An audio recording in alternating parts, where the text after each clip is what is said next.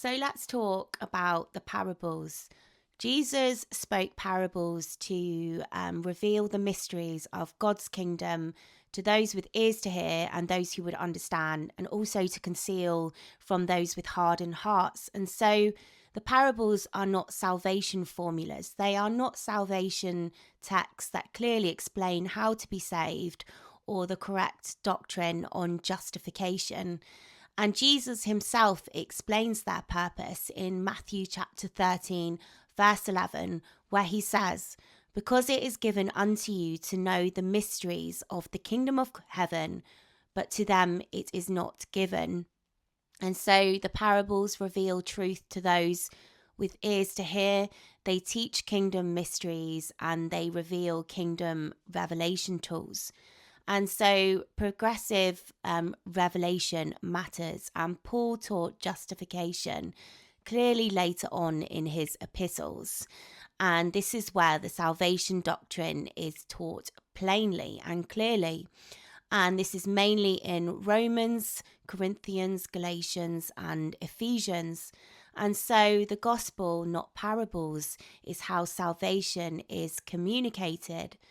And by that, I mean that the gospel is the content of salvation, and the epistles are the clearest explanation of that content. So the parables teach us spiritual and kingdom lessons on love, forgiveness, righteousness, belief and unbelief, and God's kingdom, and so forth.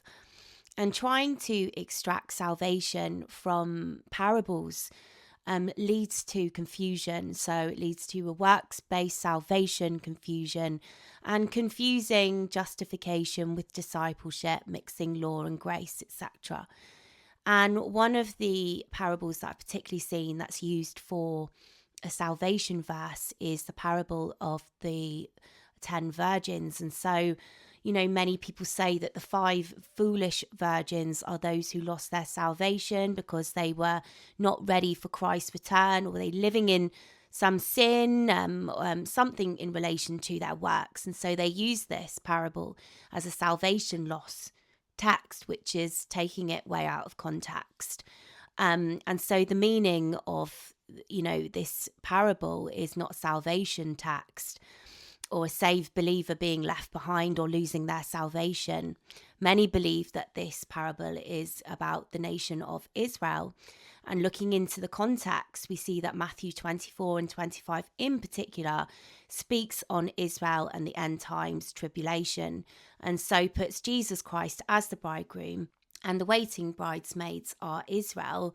And so will they be ready to receive their bridegroom? And so parables should not be used as doctrine on how to be saved. Their meaning and usage is to learn the revelation of God's kingdom mysteries.